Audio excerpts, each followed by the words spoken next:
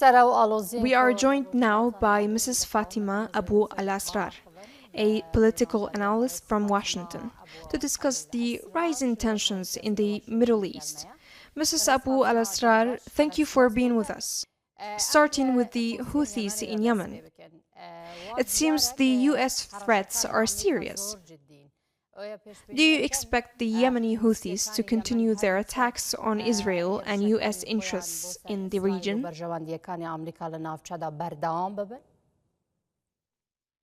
Would like to express that these attacks are not expected and were not expected by the Houthi militia.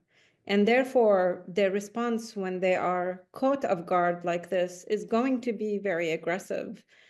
Houthis only understand one language, which is the language of war and escalation. In fact, in response to Trump's air campaign and airstrikes, they've said that they named their campaign as the campaign of escalation in response to the escalation. So this is the language that they know. This is the trajectory that they will take. And as the United States expressed that this is going to be an open-ended operation, then that would largely mean that, yes, they are going to try to attempt to strike at the Houthis as much as they can in order to diminish their capabilities, but also in order to demonstrate to Iran that this is what happens if you don't listen to the United States will, and if you cross United States red line. So I think there are many messages here that are being carried out to the proxies of the IRGC, but mainly to Iran, that it needs to rein in its proxies and to control them better in order to have the stability of freedom of navigation on the Red Sea. Iranian officials have stated that the Houthis are not connected to them and are an independent group.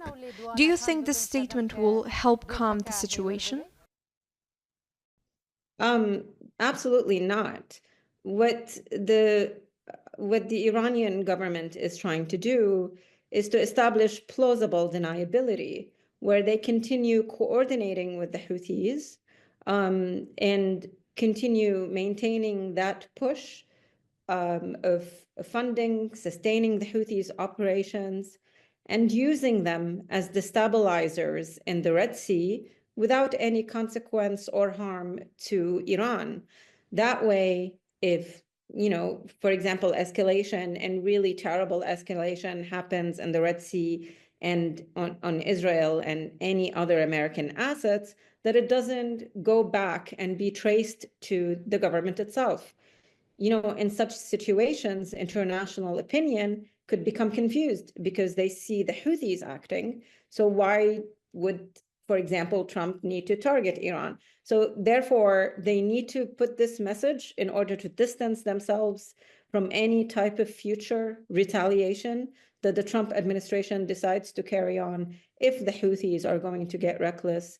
And there is no mistake, the Houthis will be reckless at one point or the other. Why does Iran support the Houthis? What are Iran's interests and benefits in the relationship? It has the same advantage that it held over Hezbollah in Lebanon, and the same advantage it had over Iraqi militias and over Hamas. It continues giving Iran the ability to control the Middle East. That destabilization enabled it to expand its operation and have something to threaten global economy with. Houthis are one of Iran's biggest asset at the moment. They came cheaply, readily. There is definitely an ideological alignment between the Houthis and Iran. We know that the Houthis are Yemeni, Zaidi, which is aligned with Shia of Iran. So there is trust between this proxy, between this group and the Houthis were nurtured by Iran, and they endorse everything. The Houthis even have become 12ers, just like Iran, abandoning their faith of their fathers, which is the Zaydi faith. So they're becoming closer and closer to the Iranian faith. So many facets, so many ways where both of them are just like each other.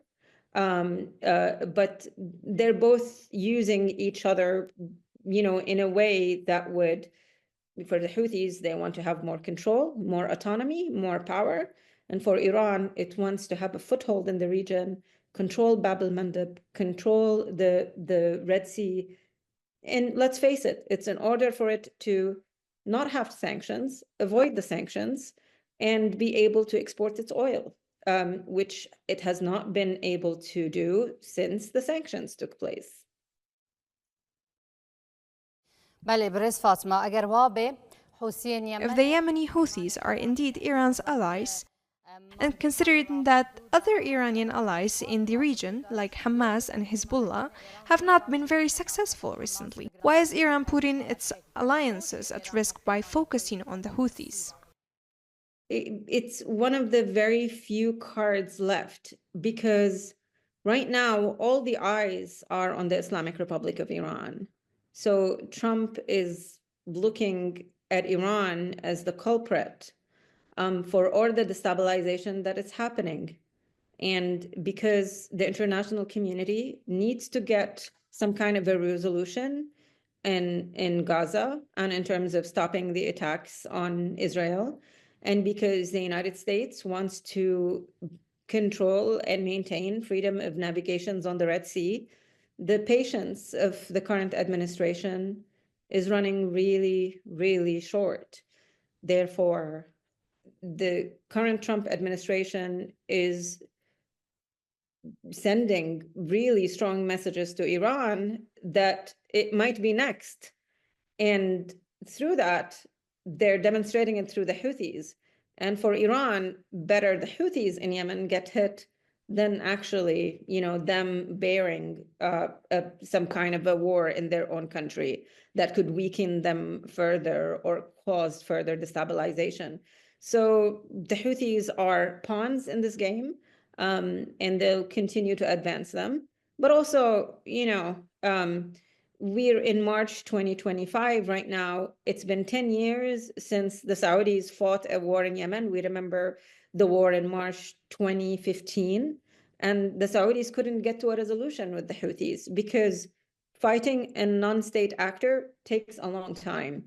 So the Islamic Republic understands that if the United States is going to fight the Houthis in the way that it did a few days ago, then it's not going to be a short war, and it's going to be on the long term.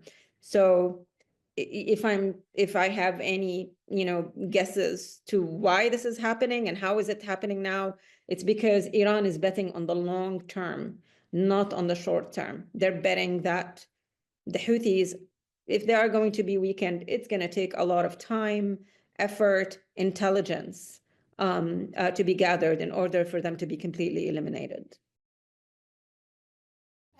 If the Houthis continue their attacks on Israel, as they did recently by attacking an Israeli base, what will be the consequences for Iran itself? I mean, I think at the moment, the United States doesn't want to directly strike Iran because, there are just various geopolitical issues within the mix. We know that Russia and China does not want the United States to exert pressure on Iran within the nuclear file. They've explicitly mentioned this before. Therefore, really, the chances of escalation on Iran depends on how worse the situation can get. And I think that right now, within the current administration, everyone is testing the limits to see how far things can go. So all what we can see right now and observe is that the campaign on the Houthis is open-ended. until one side gives in. So it's either until if the Houthis make a dangerous mistake, like for example, attacking Israel, or, and Iran supports them, then that would somehow come back to Iran. But I think the probability of this is less likely, and it's more likely that Iran tries to find a resolution if it feels that it could become next, or if it could, if the administration's patience is running. So, yes, the administration is trying to deter the Houthis, but the larger message here is for the Islamic Republic of Iran. If this continues, what is the goal of the US? I mean, regarding the Houthis. Is there a specific place they're targeting, or is there a specific leader to target, to destroy? Yeah, it's likely that the US administration is going to look at the leadership, because without this leadership, I mean, we have to understand that the Houthis is just a family. It's not even a full tribe. It's a family enterprise, a few people in militant powers. And if you take down like the several heads that are holding several positions, whether they are, supreme leaders of the movement or former presidents of the movement or current president, it can't be just one person. It will have to be a lot of the leadership in order for it to go away, because the Houthis managed to create a decentralized system of governance in order to keep a very tight control of the country. And they've empowered through corruption, patronage, and torture. They've empowered, supervisors and commanders to control the population at every level in the north where they govern. So if the United States is going to target the leadership, it's not going to be just like a Hassan Nasrallah style. It will have to be several of the Houthi leadership that will be targeted in order for this, organization to crumble. But most importantly, Yemeni people have no patience for the Houthi anymore, and they don't want to see them control their lives, and they really want peace, because Yemeni civil society has really suffered from the Houthis' control. And they will tell you, and I'm seeing public sentiments from Yemenis, is that they really want the kind of intervention where they can work with the United States to eliminate this group. So it remains to be seen whether the United States will want to interfere in such a way to empower a Yemeni army or a Yemeni group to fight the Houthis. But if there is any kind of a holistic strategy such as that, and a holistic strategy that will empower the army on the ground, the Houthis' days could be numbered. Yes, Mrs. Fatima, let's talk about the situation in Gaza, which is related to the attacks carried out by the Yemeni Houthis. Both sides accuse each other of violating the ceasefire. Why couldn't both Israel and Hamas maintain the ceasefire? So the issue of Gaza is completely complicated. The reason both sides in Gaza continue to violate and fail to maintain a ceasefire boils down to mistrust and strategic interests, internal pressures, and external influence that is happening. So the big problem is that neither any of the sides feel that the other will be able to hold the ceasefire in good faith. And, that's the most important thing. The other thing is that Israel sees Hamas as committed to its destruction. So making a ceasefire will be a temporary pause rather than a real solution.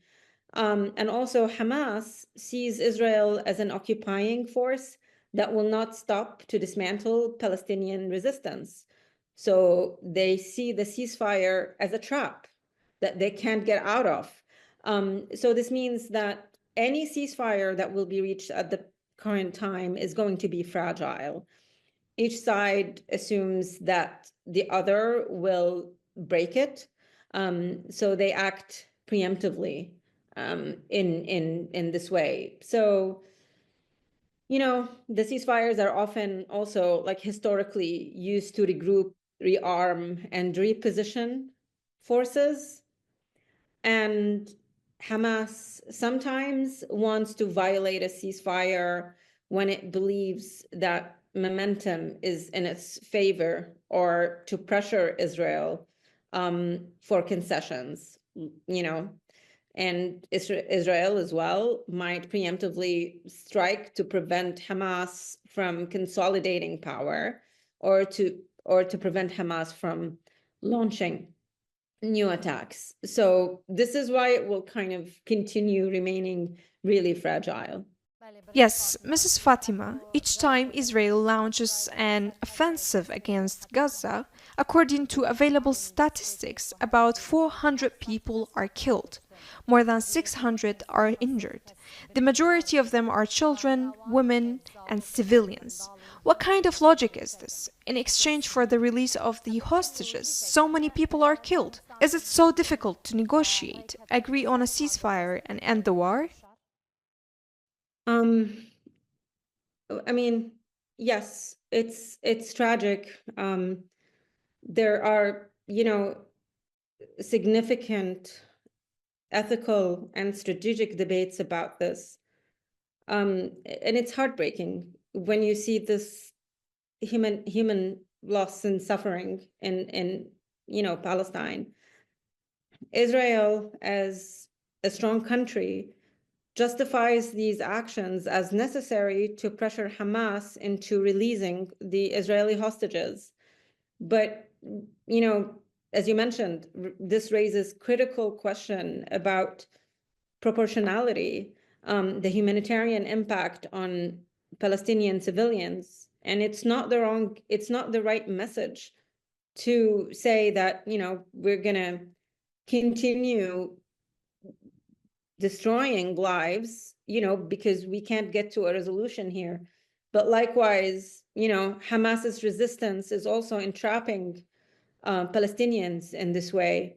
You know, Hamas's resistance and inability to release the hostages, how many thousands of people died because of their reckless actions? And, you know, that's also another issue. So historically, Israel's military strategy in hostage scenarios has been uncompromising. And that's something that Hamas should have known.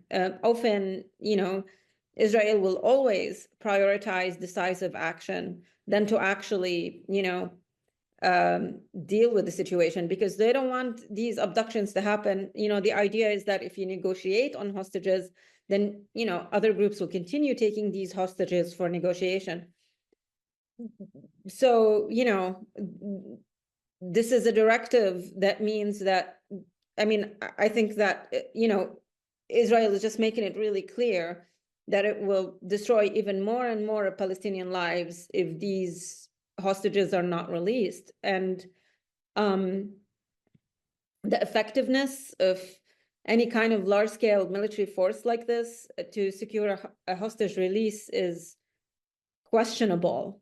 You know, it didn't, like tens of thousands of Palestinians died and the hostages are still there. And now we see more 400 who died and the hostages are still there. But I think the fundamental lack of mistrust, lack of trust, and the inability to actually have the kind of international mediation that can solve this crisis is going to loom over this and cause further you know, instability. And then fundamentally, Hamas is being condemned internationally as a terrorist group, and, you know, Palestinians will have to make a choice whether they want to continue having this group represent them or to just take it out and, you know, replace it with something else. So, because this language of violence does nothing but breed more violence. Thank you so much, political analyst Fatima, for joining us from Washington. Thank you. سیاسی لواشنگتن گلمه بوی دستت خوش به.